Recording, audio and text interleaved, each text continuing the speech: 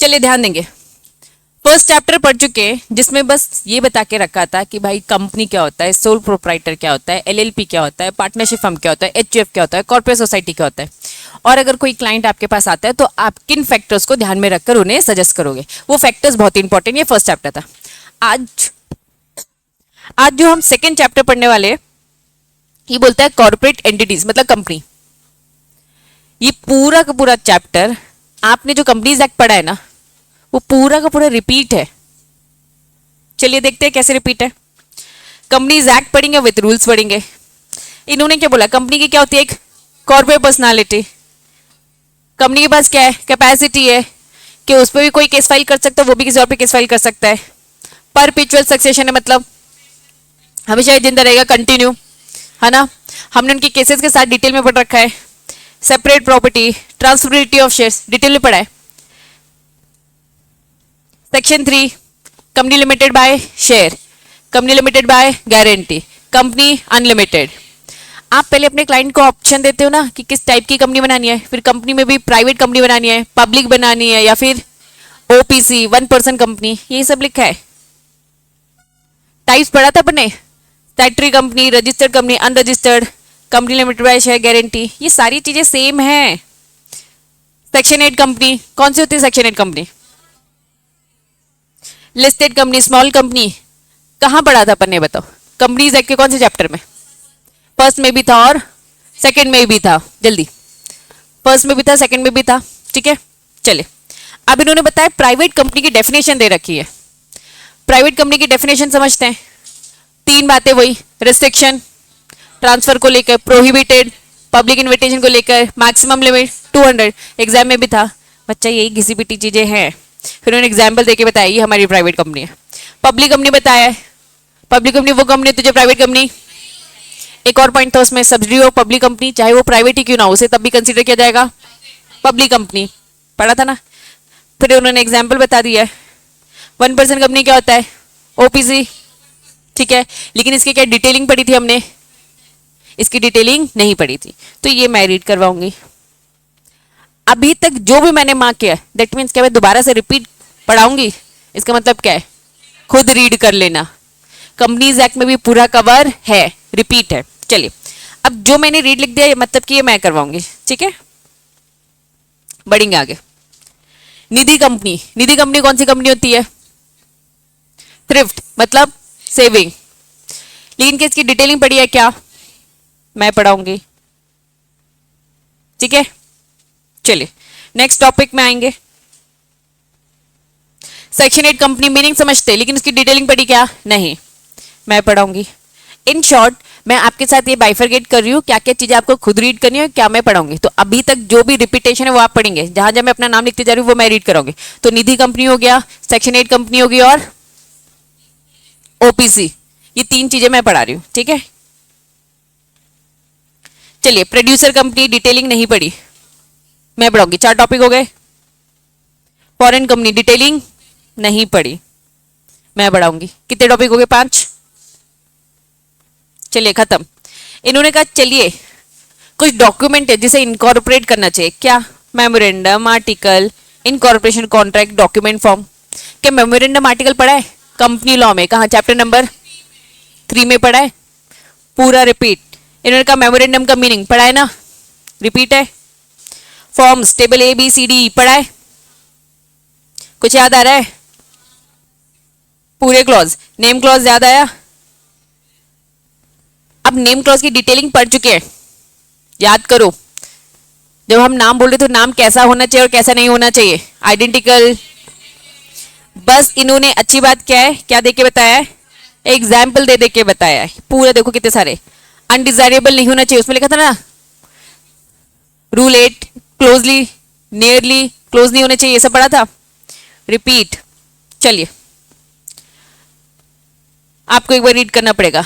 Name को reserve करके रखते थे अगर न्यू कंपनी है तो, और पुरानी है तो, याद है।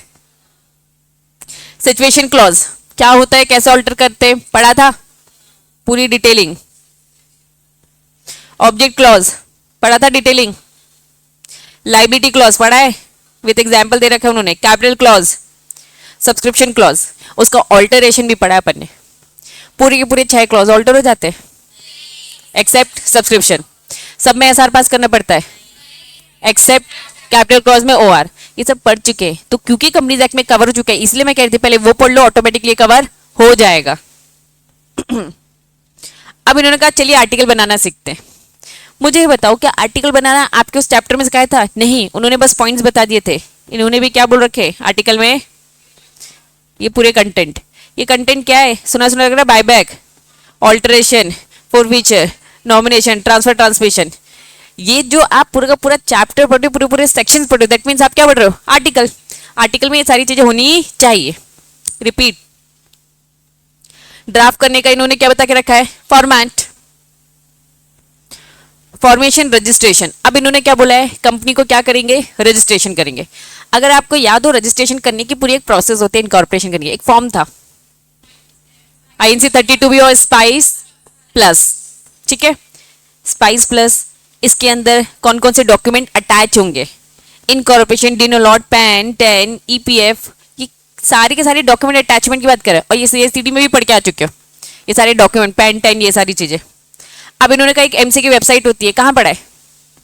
कंपनीज एक्ट में पढ़ा, फर्स्ट चैप्टर में MCA की वेबसाइट।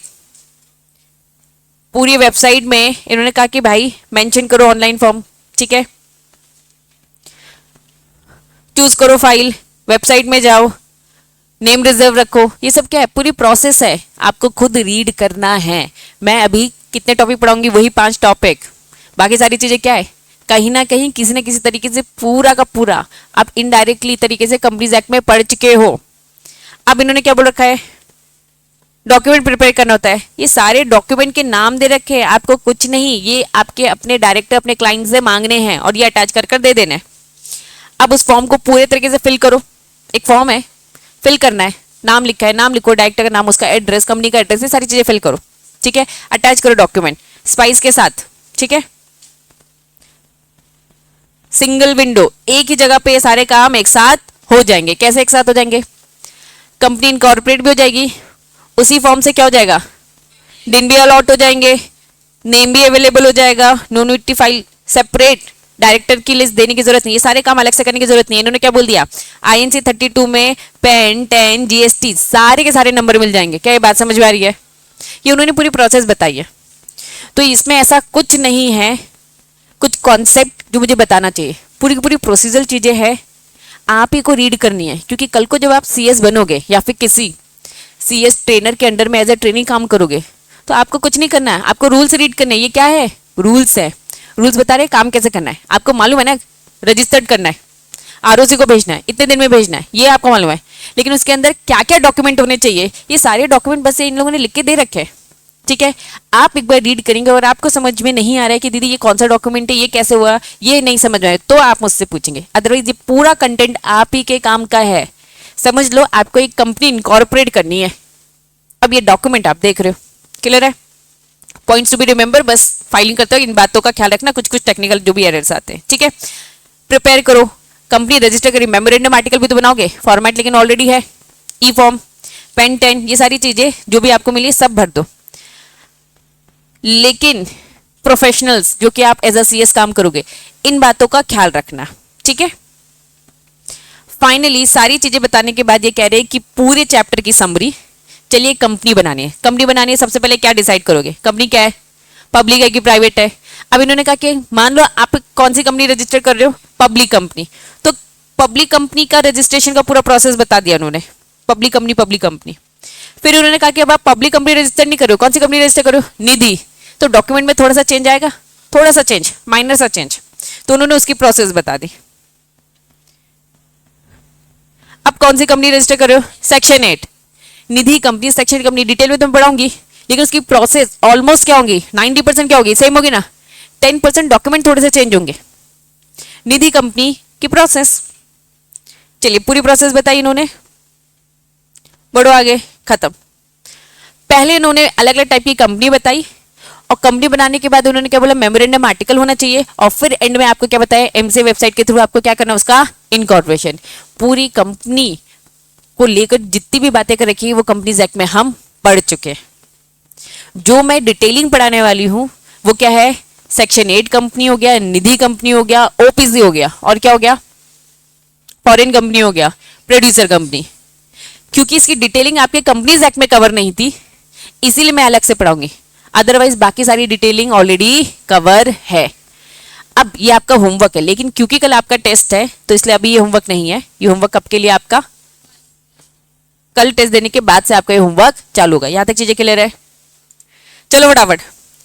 ओपीसी एक प्राइवेट कंपनी होती है, ठीक है। 1% कंपनी का कॉन्सेप्ट क्यों आया समझना। सोल प्रोप्राइटरशिप भी तो है ना, लेकिन एक बहुत बड़ा इंपॉर्टेंट पॉइंट है, दैट वाज लाइबिलिटी। जो ये लाइबिलिटी है ना, कंपनी में क्या होती है लाइबिलिटी? अगर मैं कंपनी की बात करूं तो लाइबिलिटी क्या होती है? लिमिटेड होती है। अगर मैं सोल की बात करूं तो लाइबिलिटी क्या होती है? अगर कोई चाहता है कि मेरे पास ही पूरा कंट्रोल रहे, मैं सोल प्रोप्राइटर जैसा ही काम करूं, लेकिन मैं नहीं चाहता कि मेरे ऊपर कल को लाइबिलिटी अनलिमिटेड आए, लाइबिलिटी लिमिटेड आए, क्योंकि कंपनी की एक सेपरेट आइडेंटिटी होती है। कंपनी की लाइबिलिटी कंपनी की है, वो मेंबर की लाइबिलिटी नहीं है। तो मैं एक ओपीसी बनाती हूँ और मेरे सर पे कभी भी लाइबिलिटी नहीं आएगी। जो भी लोन ले रखा होगा मैंने किसके नाम पे ले रखा? कंपनी के नाम पे। बैंक कल को अगर लोन की रिकवरी करेगी तो किससे करेगी? कंपनी से करेगी। क्या मुझसे करेगी? क्या नहीं। लेकिन अगर ये मैंने फ्रॉड करने के लिए ये सारी काम किए हैं तो कॉर्पोरेट व्हील क्या हो जाती है? लिफ्ट। तो मुझे पकड़ लिया जाएगा और बोल दिया जाएगा तुम्हारी लाइबिलिटी अनलिमिटेड है। तो ये बहुत ज्यादा डिटेल कॉन्सेप्ट हम कंपनीज एक्ट में पढ़ चुके हैं, ठीक है। चलिए, लिफ्टिंग कॉर्पोरेट व्हील का डॉक्ट्रिन जो हमने फर्स्ट चैप्टर में पढ़ा उसमें कवर है। चलिए रीड करें। ओपीसी की बात करें, 1% कंपनी मतलब एक शोल्डर होता है, ठीक है। लीगल फाइनेंशियल लाइबिलिटी इसमें क्या होती है? कंपनी की लिमिटेड होती है। इन इंडिया, बहुत ज्यादा रुक जाओ इसको थोड़ा सा, इन द ईयर इंडिया कब? 2005 में जे ईरानी एक्सपर्ट कमेटी, याद करो हमने बहुत सारी कमिटीज पढ़ी थी, तो जे ईरानी जो एक्सपर्ट कमेटी थी उन्होंने रिकमेंड किया था कि भाई ओपीसी होना चाहिए। सोल प्रोप्राइटरशिप का एक सब्स्टिट्यूट होना चाहिए जिसमें काम सिस्टमैटिकली हो, और सबसे इंपॉर्टेंट बात क्या है? जिसमें कंपनी की लाइबिलिटी क्या होगी? लिमिटेड। तो सोल प्रोप्राइटरशिप को भी एक फायदा मिलेगा, बेनिफिट भी मिलेगा, लेकिन फायदे के साथ नुकसान भी तो है। कंपनी में फॉर्मेलिटीज फिर ज्यादा भी होती है, लेकिन यही है ज्यादा है इस चक्कर में आप सेव भी तो हो रहे हो, ठीक है। It had suggested that the entity may be provided with the simpler legal regime through the exemption. इन्हें बहुत सारे exemptions मिली हैं, क्यों? क्योंकि नॉर्मल प्राइवेट कंपनी सबसे ज्यादा कम कंप्लाइंसेस किसमें लगती है? ओपीसी में। ओपीसी प्राइवेट कंपनी में थोड़ी सी कंप्लाइंसेस बढ़ेंगी तो किसमें? प्राइवेट में। और कंप्लाइंसेस बढ़ेंगी तो किसमें? पब्लिक में। और सबसे ज्यादा कंप्लाइंसेस किसमें होता है? पब्लिक लिस्टेड कंपनी में। तो उन्होंने कहा ओपीसी को बहुत सारी छूट मिली है, सो दैट स्मॉल जो एंटरप्रेन्योर है उन्हें बहुत ज्यादा टाइम ना लगाना पड़े लॉस फॉलो करने में। क्लियर है? चलिए, इन्होंने कहा चलिए कैरेक्टरिस्टिक्स पढ़ते हैं। सबसे पहला character, financial statement with respect to OPC not include क्या? Cash flow statement. एग्जाम में दूसरे तरीके से क्वेश्चन आ सकता है, बेनिफिट्स बताओ या फिर छूट बताओ। क्या क्या एग्जाम्पशन है, क्या क्या छूट दे रखी है किसको? ओपीसी को। तो सबसे पहली छूट क्या दे रखी है? कैश फ्लो स्टेटमेंट देने की जरूरत नहीं है। कैश फ्लो स्टेटमेंट क्या होता है? एक स्टेटमेंट जिसमें कैश कहां कहां से आ रहा है उसकी पूरी डिटेलिंग। एक्चुअली फाइनेंशियल स्टेटमेंट में 4-5 चीजें बनती हैं जिसमें कैश फ्लो भी होता है। ओपीसी को बोल दिया तुम्हें ये वाला नहीं देना है, बाकी सारी चीजें देनी पड़ेंगी। चलिए, मेमोरेंडम ऑफ द, क्या लिखा है? ओपीसी का जो मेमोरेंडम होता है, indicate the name of the other person. याद करो जब हम कंपनीज एक्ट पढ़ रहे थे तो उसमें हम मेमोरेंडम का सब्सक्रिप्शन क्लॉज पढ़ रहे थे, उसका सब्सक्राइब करने वाला जो क्लॉज था वो थोड़ा सा उनका हल्का सा चेंज था। ओपीसी के लिए फॉर्मेट थोड़ा सा चेंज था, जब मैंने आपको एमसी की वेबसाइट में भी दिखाया था, ठीक है। चलिए, name of the other person with their, क्या लिखा है? Prior written consent in the prescribe form who shall be in the event of the subscriber death his incapacity contract become the member of the company. Written consent कौन होगा? Nominee होता है एक तरीके से, ठीक है। तो रजिस्ट्रार के पास जाना चाहिए एक बंदे का नाम एज अ नॉमिनी। कौन काम करेगा? अगर, क्योंकि एक ही मेंबर है।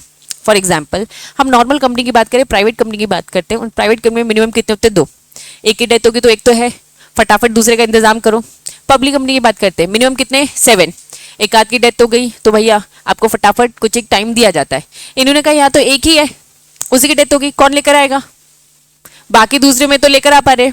तो इन्होंने क्या बोल दिया? पहले से ही नॉमिनी का नाम लिख दो जो अपनी क्या दे रहा है? कंसर्न दे रहा है कि आपके जाने के बाद कंपनी का पूरा कारभार कौन संभालेगा? वो संभालेगा, क्योंकि कंपनी क्या है? Artificial body. क्या ये इसका परपेचुअल सक्सेशन होता है, कभी खत्म हो सकती है क्या? नहीं, ये हमेशा जिंदा रहती है। तो भाई किसी मेंबर के मरने से क्या कंपनी भी खत्म हो जाएगी क्या? नहीं। तो कंपनी खत्म नहीं होगी, मेंबर की अगर डेथ होगी तो उसके बिहाफ में कौन आएगा? उसका नॉमिनी आएगा। ठीक है। The word OPC shall be mentioned in the bracket below the name of such company wherever the name is printed affixed या फिर engraved। कहीं भी नाम लिखोगे तो उसके नीचे ब्रैकेट में लिखा जाता है ये ओपीसी है, ओपीसी है, ओपीसी है। लॉ साफ बोलता है कि आपको लिखना पड़ेगा ताकि अलग से आइडेंटिफाई हो जाए कि ये कौन सी वाली प्राइवेट कंपनी है, ओपीसी वाली। पहला पॉइंट क्या बोलता है? कैश फ्लो देने की जरूरत नहीं है। दूसरा क्या बोलता है? नॉमिनी आप तो रखोगे। नेक्स्ट क्या बोलता है?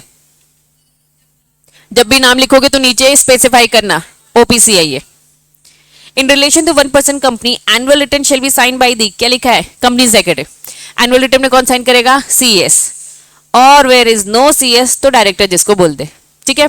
अगर मैं आपसे पूछूं छूट क्या क्या है तो छूट अभी एक ही है। क्या छूट है? कैश फ्लो वाली।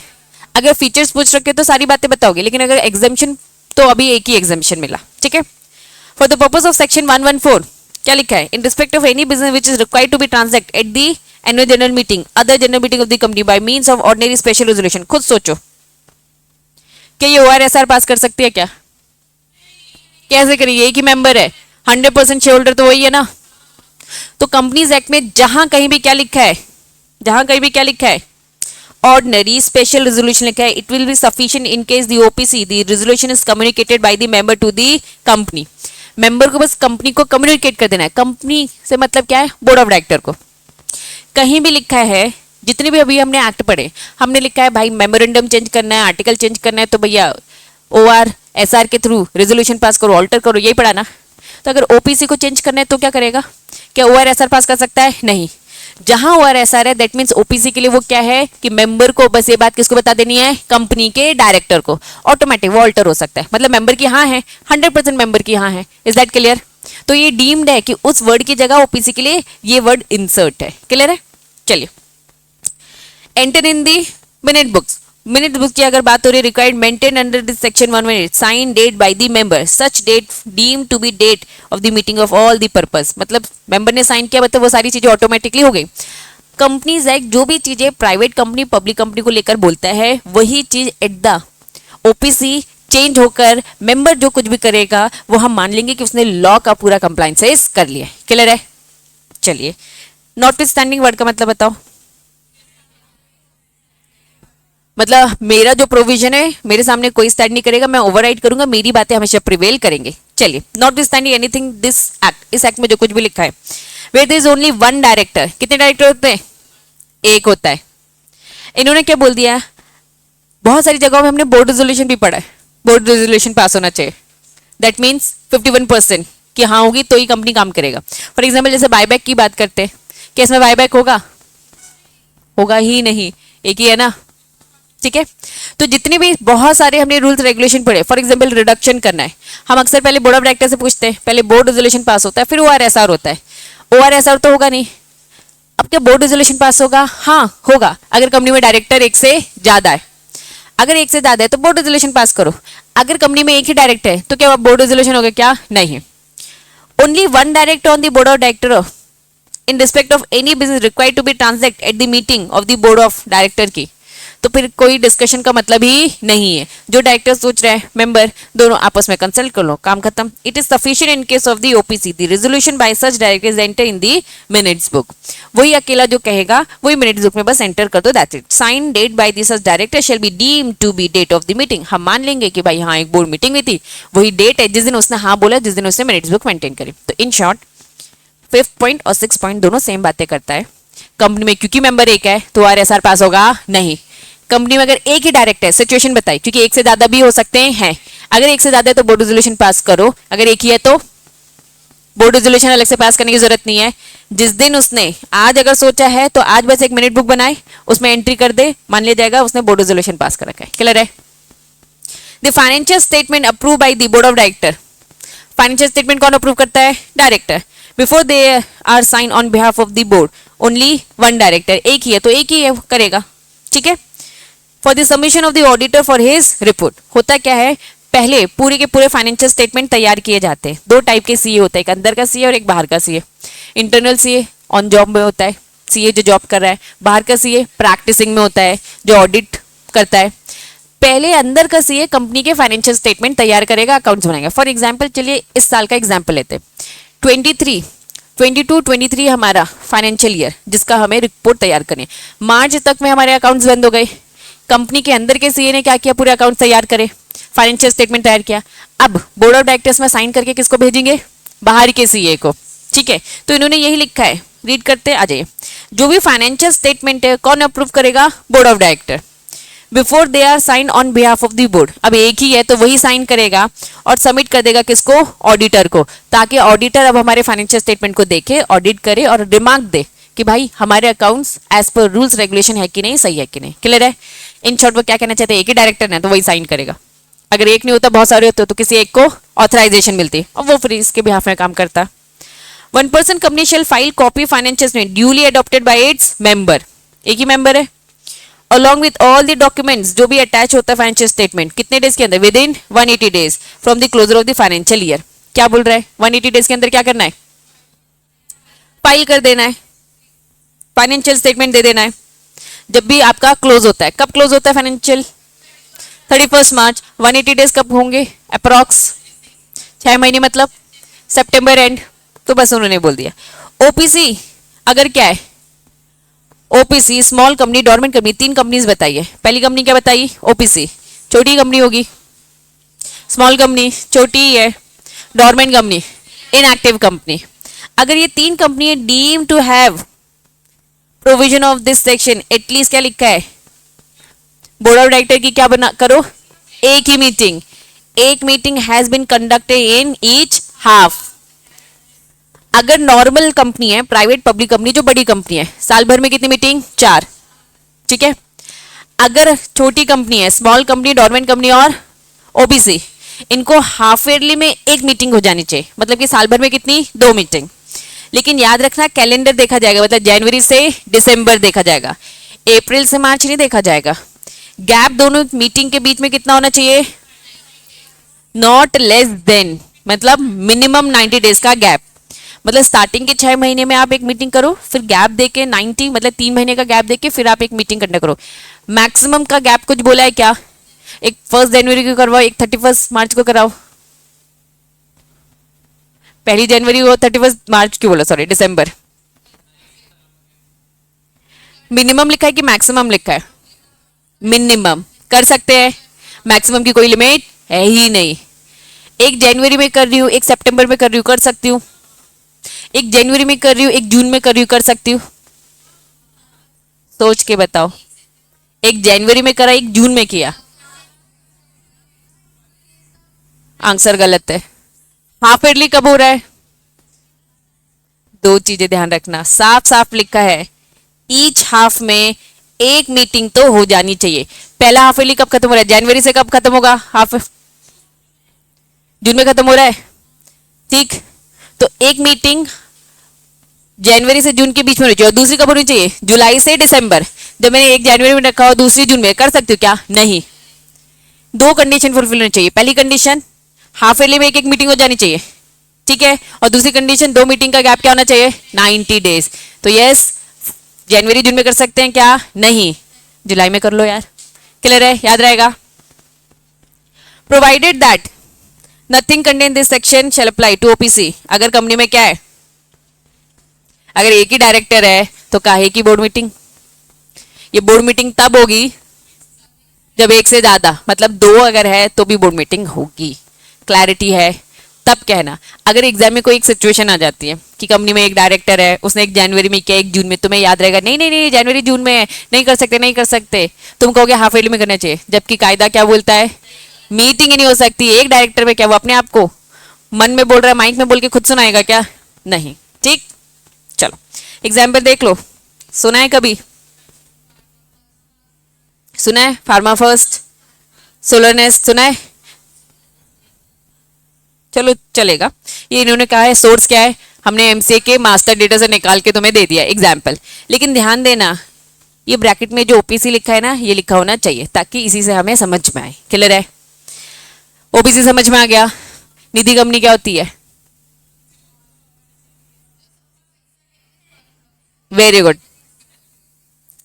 मैं एक निधि कंपनी बनाना चाहती हूँ, बीसी, ठीक है, बीसी बोलते हैं, वीसी बोलते, वीसी वॉलेंट्री कॉन्ट्रीब्यूशन, ठीक है, मम्मा लोगों ने उसको बीसी बीसी कर दिया है ना, और बीसी नहीं करना चाहिए था, वीसी करना चाहिए था। चलो, वीसी वॉलेंट्री कॉन्ट्रीब्यूशन है। क्या करती है मम्मा? किट्टी पार्टी में जाकर क्या करती है? सब लोग एक छोटा छोटा अमाउंट इकट्ठा करते हैं, डालते हैं, पर्ची, एक छोटे बच्चे को पकड़ लेते, पर्ची उठाओ। कभी किया है तुम लोगों ने वाला रोल प्ले किया है? क्या है? तो मम्मा की खोली कि किसी आंटी की खोली है? आंटी है ना, मम्मी की कभी खोलते ही नहीं, तुम लोग के हाथ ही शुभ नहीं है। चलो वापस आओ। होता क्या है, निधि कंपनी में जितने मेंबर्स हैं ये लोग सब एक छोटा छोटा पैसा लाएंगे, इकट्ठा करेंगे, और किसी को जरूरत होगी तो वो देंगे। नॉर्मल कंपनी क्या कह रही है, हम किसी को भी पैसा दे सकते हैं, हम किसी को फाइनेंस कर सकते हैं, लेकिन निधि कंपनी क्या बोलती है, जो हमारे मेंबर्स है उन्हीं को बस ये सारी फैसिलिटी मिलेगी। तो ये पूरा पैराग्राफ यही बात बोल रहा है कि यहाँ पे पैसे को डिपॉजिट किया जाता है और एज अ उधारी किया किसे दिया जाता है? मेंबर को ही। बोरो ओनली अगेंस्ट दी, इन्होंने क्या बोल दिया, कुछ गिरवी भी रखवाया जा सकता है, ये सब गिरवी रख कर भी दिया जाता है, लेकिन ये बस किसके लिए ये फैसिलिटी अवेलेबल है? Only to members. मतलब हम किसी आउटसाइडर के लिए ये फायदा फैसिलिटी देने वाले नहीं है। बड़े बड़े बैंक्स निधि कंपनी से चालू हुए थे, फिर उन्होंने अपना बिजनेस इतना इतना एक्सपेंड कर लिया कि भाई बड़ा बैंक बना दिया। कुछ एक आध एग्जाम्पल है तुम्हारी नजरों में? रिलायंस बैंक है, बहुत सारे लोगों ने तो फ्रॉड भी किया है और डूब भी गए है ना। एचडीएफसी निधि से चालू हुआ था, फिर एचडीएफसी ने अपना एक होम लोन अलग बनाया, फिर सब्सिडी ये बनी, फिर आज की डेट में वो एचडीएफसी बैंक और बड़ा। ज्यादातर स्टार्टिंग ही ऐसे करते, लेकिन फिर बड़ा बड़ा, लेकिन निधि कंपनी में फिर लॉस थोड़े कम होते हैं। बैंक में कंप्लाइंसेस बहुत ज्यादा, क्योंकि बैंक क्या बोलता है भाई, कंपनीज एक्ट ही नहीं फॉलो करना है, फिर बैंकिंग रेगुलेशन है, आरबीआई जो बोलेगा, सब इतनी सारी डिटेलिंग रहती है वो, ठीक है। चलिए, निधि कंपनी समझ में आया। इनका मेन पर्पस क्या है, क्या देना चाहते? म्यूचुअल बेनिफिट देना चाहते, किसको? बस अपने मेंबर्स को। किसको उधारी देंगे? बस अपने मेंबर्स को। प्रोहिबिटेड है नॉन मेंबर से डील करना। तो पूरा पैराग्राफ रिपीट, एक ही बातों को बार बार रिपीट कर रहा है। किसको फायदा देंगे, किससे पैसे लेंगे? मेंबर्स। लेंगे भी उनसे, देंगे भी उसको। रीड कर लेना। Nidhi company means a company incorporate as a Nidhi. Object क्या है? Cultivating habit of thrift. Thrift मतलब क्या होता है? Saving. Saving against the member, ये बस मेंबर की सेविंग इंक्रीज करिए। आप खुद देखो, मम्मा लोग बीसी के चक्कर में क्या करती है, पैसा बचाने लगती है, पापा से ले लेकर एक बड़ा अमाउंट, और फिर एकदम से 1 लाख लेकर आती है, ये देखो मैंने 1 लाख इकट्ठा किए, है ना। तो ये कैसे होता है? फिर पापा लोग बोलते हैं तो मेरे ही थे, दो मुझे, जरूरत है मुझे, है ना। नहीं दिखाना चाहिए मम्मा लोग को, नहीं देती है ना, ज्वेलरी खरीद के रख लेती है ना। हाँ, लेकिन अच्छा है, मम्मा भी इन्वेस्टमेंट ही तो कर रही है, ज्वेलरी भी बच्चा क्या है, इन्वेस्टमेंट। लेकिन घर के वो डेप्रिशिएटेड चीजें इन्वेस्टमेंट नहीं है ना, टीवी खरीदेंगे, सोफा खरीदेंगे, ये सब सही नहीं है। सीधा बोलना ज्वेलरी खरीदो, ठीक है। चलिए, एक्साइजिंग द पावर, सेक्शन 406 और 469 में दे रखा है। द सेंट्रल गवर्नमेंट ने इशू कर रखा है निधि के रूल्स, तो ऑब्वियसली निधि कंपनी को क्या फॉलो करने पड़ेंगे? रूल्स भी करने पड़ेंगे, ठीक है, जो 1 अप्रैल 2014 का है। आ जाए, every company had been declare Nidhi. अगर कोई भी कंपनी बनी एज अ निधि या फिर mutual benefit of the society, तो उन्हें ये सेक्शन फॉलो करना पड़ेगा। पुराना सेक्शन भी फॉलो करना पड़ेगा। क्या लिखा है एक्चुअल में? क्या है 1956? क्या धीरे धीरे लॉ अमेंड हुए, एकदम से पूरा का पूरा कंपनीज एक्ट 2013 नहीं आ गया है। बहुत सारे प्रोविजंस है जो हम क्या कहते हैं, पुराने 1956 को फॉलो करते हैं स्टिल। तो इन्होंने ये लिखा है कि भाई अभी आपका सेक्शन क्या लिखा है, 620। बहुत सारे सेक्शन थे ना उस जमाने में, तो ठीक है।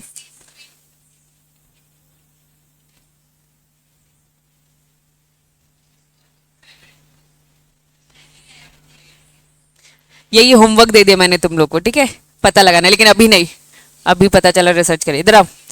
Every company function as a Nidhi mutual but has, क्या लिखा है, आइदर नॉट अप्लाई फॉर या फिर हैज अप्लाई नोटिफिकेशन निधि। अब समझना, अक्सर बहुत सारी कंपनी ऐसा काम कर रही होती है लेकिन अपने आप को निधि नहीं मानती है, लेकिन उनकी वर्किंग क्या है, उनका फंक्शन क्या है, निधि जैसा है, तब भी उन्हें क्या करने पड़ेंगे, सेंट्रल गवर्नमेंट के रूल्स को कंप्लाई करना पड़ेगा। एवरी कंपनी इनकॉर्पोरेट हुई निधि परसेंट टू सेक्शन ये, उन्हें भी करना ही पड़ेगा। ये 406 क्या है, हमारे 2013 जो भी प्रेजेंट चल रहा है। फिर ये क्या है, पुराने के हिसाब से, ठीक है। एवरी कंपनी जो भी निधि म्यूचुअल बेनिफिट के लिए हो रही है, क्या लिखा है सेक्शन वही 406 को। तो इन शॉर्ट यहाँ पे पॉइंट्स कितने थे, चार में से दो तो सेम ही है, सेक्शन 406 की बात करें। तो चलो नया पुराना की बात करते हैं। पुराने के अकॉर्डिंग उनको रूल्स फॉलो करना है, नई के अकॉर्डिंग रूल फॉलो करना है। और एक एक्स्ट्रा पॉइंट क्या है, जो काम निधि कंपनी जैसा कर रहे हैं, ठीक है, लेकिन उन्होंने अपने आप को दिखाया नहीं है, शो नहीं कराया, स्टिल उनकी फंक्शनिंग अगर निधि कंपनी जैसी, तो उन्हें भी ये रूल फॉलो करने पड़ेंगे। समझ में आ गया? पहला पॉइंट खुद रीड करो जल्दी फटाफट।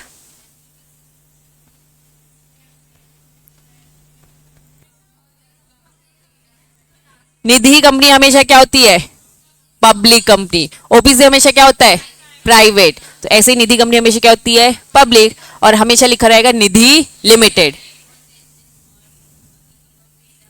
मिनिमम पेड कैपिटल कितना है, 10 लाख। निधि कंपनी जिसको भी चालू करना है तो भैया आपको कितना पैसा लगाना है, 10 lakh. Every Nidhi shall be the period of 120 days from the incorporate file application form दे रखा है NDH 4।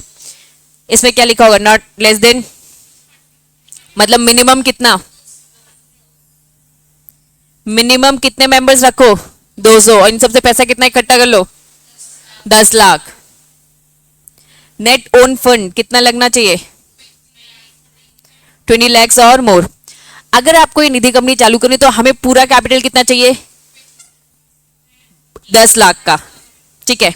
जिसमें उन्होंने क्या बोल दिया, मिनिमम कितना होना चाहिए, मिनिमम कितना होना चाहिए, 200 लोग होने चाहिए, और उसमें खुद का पैसा ओन फंड कितना होना चाहिए, 2 लाख का, सॉरी 20 lakhs का। मतलब ये कुछ अजीब नहीं लग रहा है तुम लोग को?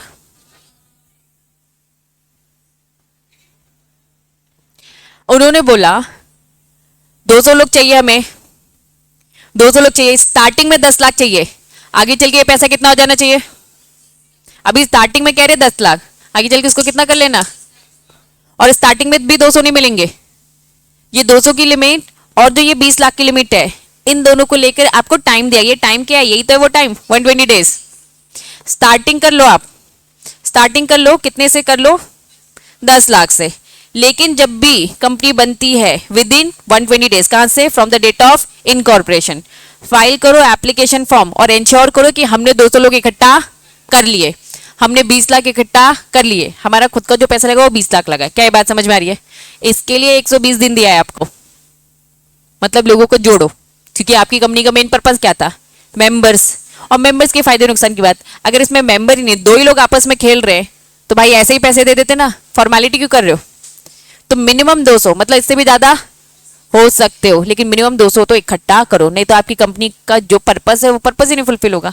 आप मेंबर की सेवा करना चाहते थे, मेंबर ही गिनती के 4-5 दिख रहे, ठीक है। चलिए share capital allotment, Nidhi company shall fully paid up equity share होना चाहिए, nominal value not less than, क्या लिखा है, 10 रुपए तो रखो कम से कम। No service charge for the issue of share, share issue time पे कोई भी पैसे वैसे नहीं लगेंगे। Every Nidhi shall allot to each depositor holder at least कितना, मिनिमम एक मेंबर को कम से कम क्या देना है, 10 इक्विटी शेयर्स देने, ठीक है। इक्विवेलेंट टू क्या लिखा है, क्योंकि मिनिमम ₹1, एक शेयर हमने क्या बोला, 10 रुपए का रखो कम से कम, और एक बंदे को कम से कम क्या देना है, 10, तो कितना पैसा लग जाएगा उसका, मिनिमम 100 रुपए तो ले ही लेना। इससे ज्यादा रखना है तो रख सकते हो, इससे ज्यादा देना तो दे सकते हो, लेकिन इससे कम नहीं। मतलब एक बंदे के पास एक ही है शेयर और वो 10 रुपए का होल्ड करके बैठा, कर सकता है क्या, नहीं। मिनिमम 10 शेयर जिसकी वैल्यू 10 रुपए, पूरे रुपये बनता है 100। It may be noted that saving account holder, recurring deposit account holder shell also भी एटलीस्ट क्या लिखा है, 1 इक्विटी ऑफ ₹10। इन्होंने कहा कि भाई 10 रुपए के हिसाब से ही सारी चीजें आपकी ओपनिंग होगी। एक्चुअल में मेंबर बनना एक तरीके से क्या हो गया, अकाउंट ओपन हो जाना है, इसी में सारे पैसे रखोगे, डिपॉजिट रखोगे, किसी को जरूरत होगी तो इसी से निकाल कर आप दोगे। क्लियर है? अब इन्होंने कहा मेंबरशिप कैसे मिलेगी, निधि शेल नॉट एडमिट, निधि क्या नहीं एडमिट करेगा, चुप पढ़ो। बॉडी कॉर्पोरेट और ट्रस्ट मेंबर बन सकते क्या इसके, नहीं। इसका मतलब कौन बनेगा, इंडिविजुअल, जिंदा इंसान, और जो भी बच गया। एवरी निधि इंश्योर करेगा मेंबरशिप इज नॉट रिड्यूस कभी भी कितने से कम नहीं होना चाहिए, 200 से कम नहीं। स्टार्टिंग में कम से ओपन करो, 120 दिन के अंदर 200 इकट्ठा कर लो, अब आपके 200 से कभी भी कम होने नहीं चाहिए। माइनर को एडमिट करेंगे क्या? ऑब्वियसली नहीं, माइनर के साथ कॉन्ट्रैक्ट करना है मतलब वॉइड हो जाता है। May be noted that deposit accepted in the name of the minor, कर सकते हैं लेकिन कब? नेचुरल लीगल गार्जियन आएंगे तो ही। समझ में आया? इसी का आगे का पॉइंट था। Member is not transfer more than 50% of his share holding during the subsistence of such loan deposit. Read करो, बताओ जल्दी।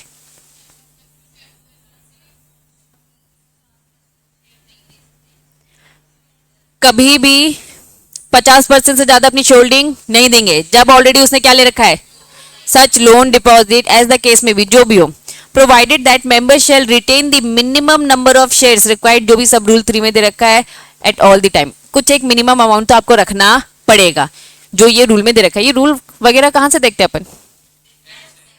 देख लोगे? देख के बता पाओगे? होमवर्क अभी नहीं, होमवर्क अभी तोड़ना कह रही हूं।